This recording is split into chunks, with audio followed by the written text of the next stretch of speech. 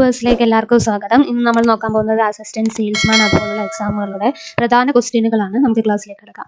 ഒന്നാം കേരള നിയമസഭ രൂപീകരിച്ചത് എന്ന് 1957 ഏപ്രിൽ 1-നാണ്. ഒന്നാം കേരള നിയമസഭ രൂപീകരിച്ചതെന്നാണ് 1957 ഏപ്രിൽ 1-നാണ്. അടുത്ത ക്വസ്റ്റ്യൻ, കോടതി വിധിയിലൂടെ നിയമസഭാ അംഗത്വം നഷ്ടപ്പെട്ട ആദ്യ വ്യക്തി.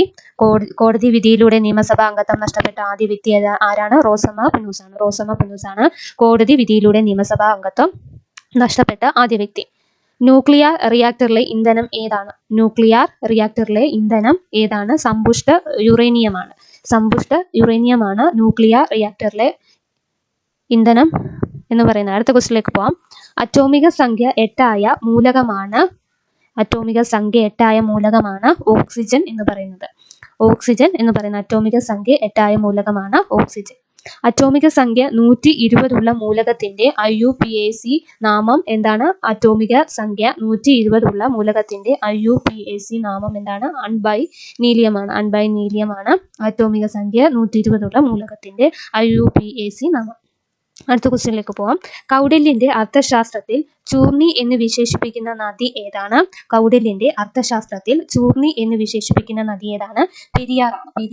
പെരിയാറാണ് ചൂർണി എന്ന് വിശേഷിപ്പിക്കപ്പെടുന്ന നദി.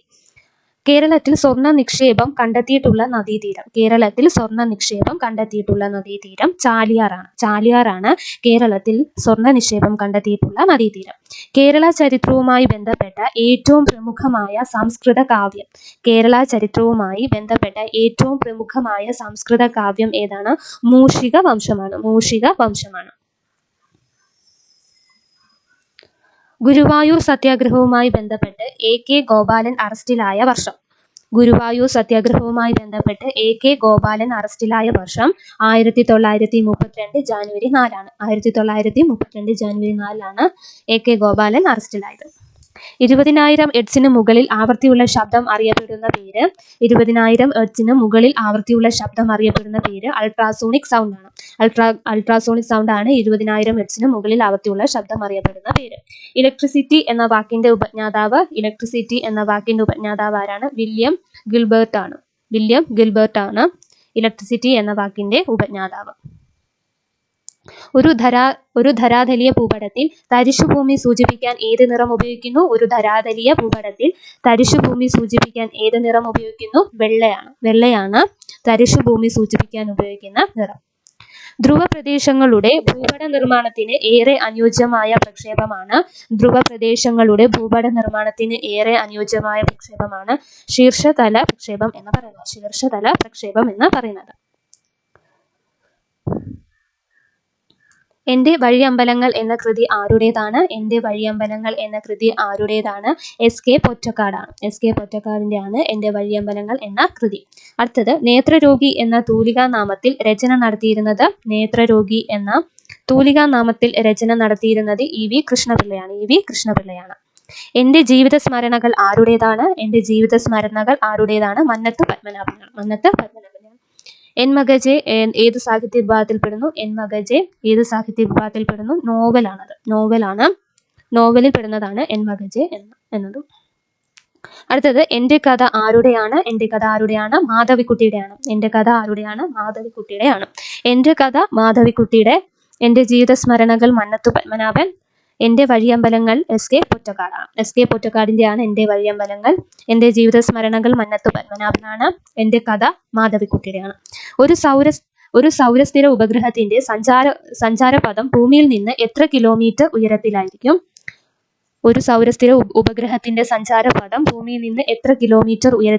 900 കിലോമീറ്റർ ഉയരത്തിലായിരിക്കും. അത്രയാണ്, 900 കിലോമീറ്റർ ഉയരത്തിലായിരിക്കും. അടുത്തത്, നാഷണൽ റിമോട്ട് സെൻസിംഗ് സെന്ററിന്റെ ആസ്ഥാനം എവിടെയാണ്?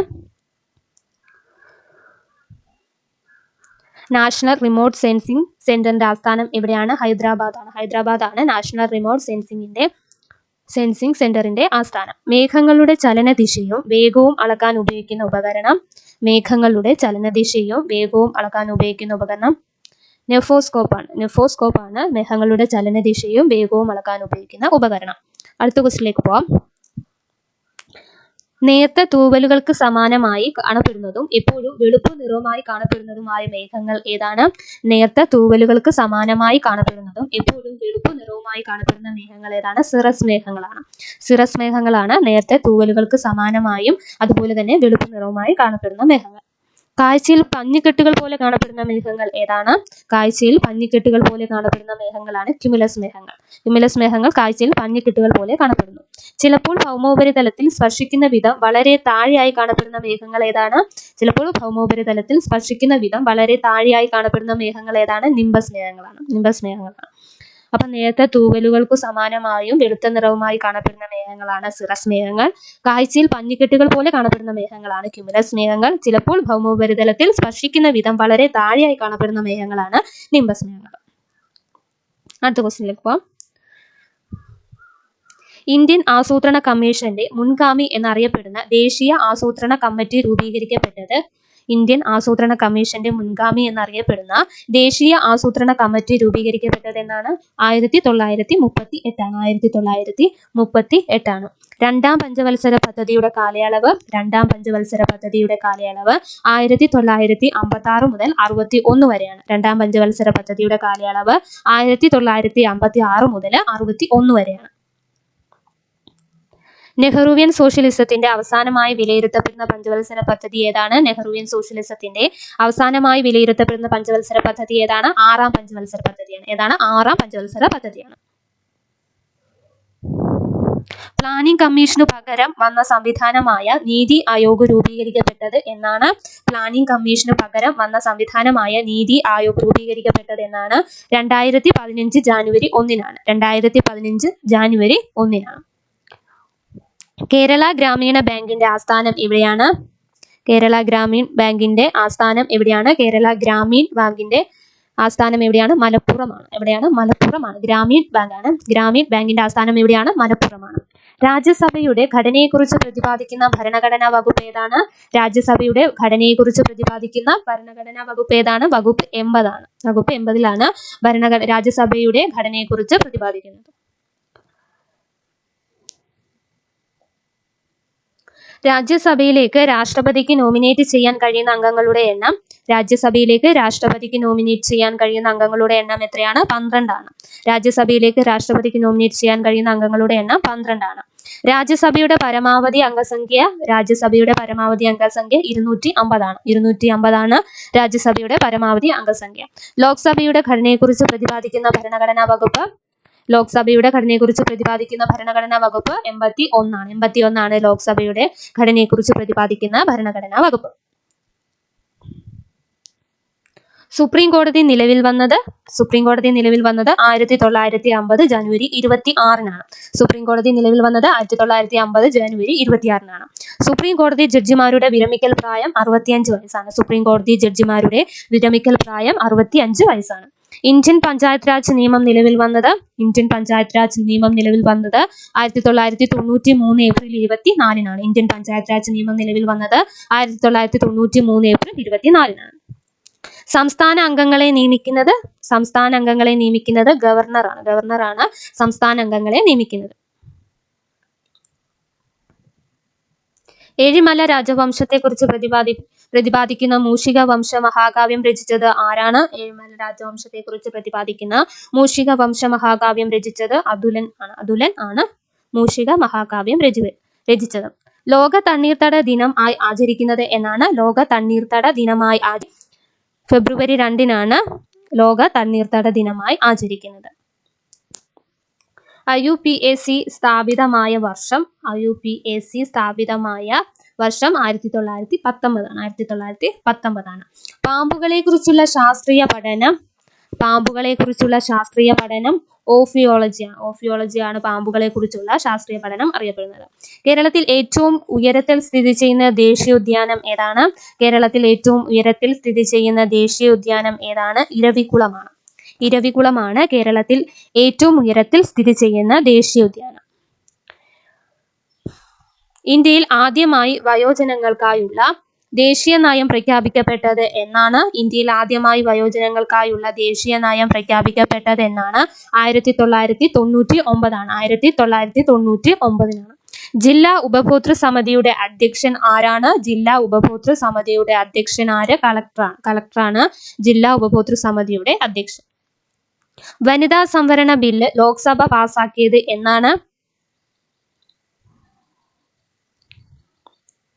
വനിതാ സംവരണ ബിൽ ലോക്സഭ പാസാക്കിയത് എന്നാണ്? 2023 സെപ്റ്റംബർ 20-നാണ്. 2023 സെപ്റ്റംബർ 20-നാണ് വനിതാ സംവരണ ബില്ല് ലോക്സഭ പാസാക്കിയത്. സംസ്ഥാന ബാലാവകാശ കമ്മീഷന്റെ ആദ്യ ചെയർമാൻ ആരാണ്? സംസ്ഥാന ബാലാവകാശ കമ്മീഷന്റെ ആദ്യ ചെയർമാൻ ആരാണ്? ശ്രീമതി നീല ഗംഗാധരനാണ്. ശ്രീമതി നീല ഗംഗാധരനാണ് സംസ്ഥാന ബാലാവകാശ കമ്മീഷന്റെ ആദ്യ ചെയർമാൻ. അറയ്ക്കൽ കൊട്ടാരം എവിടെയാണ് സ്ഥിതി ചെയ്യുന്നത്? അറയ്ക്കൽ കൊട്ടാരം എവിടെയാണ് സ്ഥിതി ചെയ്യുന്നത്? കണ്ണൂരാണ് അറയ്ക്കൽ കൊട്ടാരം സ്ഥിതി ചെയ്യുന്നത്. അടുത്ത ക്വസ്റ്റ്യൻ, പെരുമ്പടപ്പ് സ്വരൂപം എന്നറിയപ്പെടുന്ന രാജവംശം. പെരുമ്പടപ്പ് സ്വരൂപം എന്നറിയപ്പെടുന്ന രാജവംശം കൊച്ചി രാജവംശമാണ്. കൊച്ചി രാജവംശമാണ് പെരുമ്പടപ്പ് സ്വരൂപം എന്നറിയപ്പെടുന്ന രാജവംശം. ഇന്ത്യയിൽ ആദ്യമായി മെറ്റയുമായി സഹകരിച്ച് മനമിത്ര എന്ന വാട്സാപ്പ് ആപ്പ് ഗവേണൻസ് പ്ലാറ്റ്ഫോം ആരംഭിച്ചത്?